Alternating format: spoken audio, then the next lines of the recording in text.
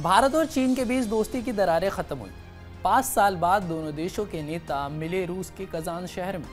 प्रधानमंत्री नरेंद्र मोदी और चीन के राष्ट्रपति शी जिनपिंग के बीच द्विपक्षीय बात हुई है। दोस्तों, मैं हूं आपके साथ बरकत और भारत के प्रधानमंत्री नरेंद्र मोदी और चीन के राष्ट्रपति शी जिनपिंग के बीच क्या समझौता हुआ और किन किन बातों पर सहमति बनी है, आज आपको इस वीडियो में बताऊंगा। और सबसे अहम बात, सबसे अहम जानकारी जो है वीडियो के अंत में है, तो वीडियो को अंत तक जरूर देखें।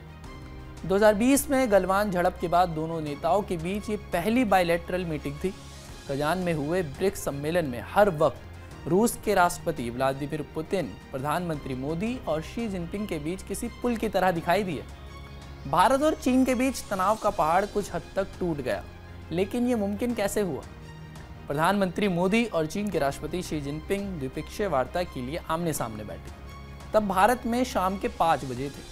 द्विपक्षीय बातचीत शुरू करने से पहले चीन के राष्ट्रपति शी जिनपिंग ने कहा, प्रधानमंत्री जी, कजान में आपसे मुलाकात करके बहुत खुशी हुई।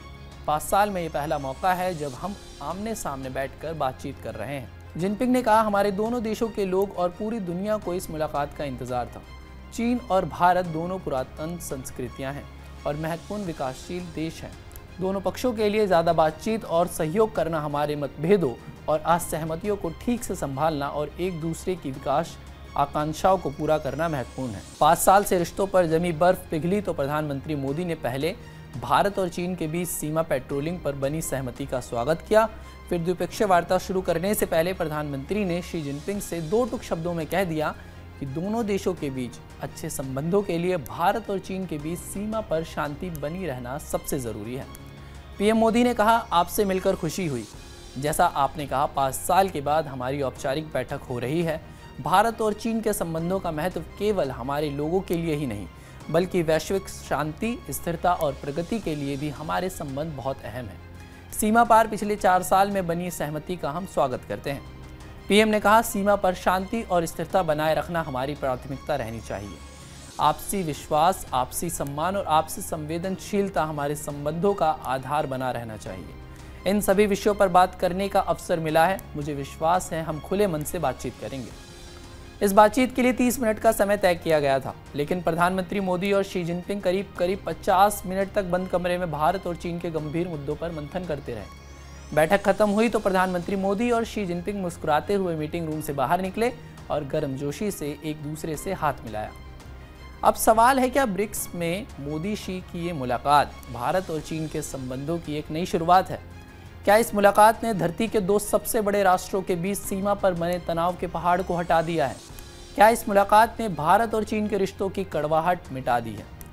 पिछले साल 2023 में जब ब्रिक्स देशों का सम्मेलन दक्षिण अफ्रीका में हुआ था, तब पीएम मोदी और राष्ट्रपति शी जिनपिंग ने एक दूसरे से हाथ मिलाया था, मगर सीमा पर तनाव के चलते उनके बीच द्विपक्षीय मुलाकात नहीं हुई थी।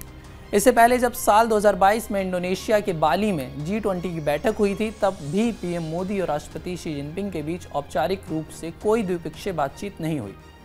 कहा जा रहा है कि दोनों देशों के बीच दोस्ती के लिए 5 बातें कारगर साबित हुई है, जिसमें रूस के राष्ट्रपति व्लादिमीर पुतिन, भारत के विदेश मंत्री एस जयशंकर, चीन के विदेश मंत्री वांग यी, भारत के NSA अजीत डोभाल, दिल्ली में चीन के नए राजदूत, इन सबों ने अहम किरदार निभाया है। जिसके बाद दोनों देश एक बार फिर बातचीत को तैयार हुए। पुतिन से लेकर जयशंकर और चीनी विदेश मंत्री ने यह निश्चित किया, दुनिया के 2 सबसे बड़े आबादी वाले देश एक साथ आए।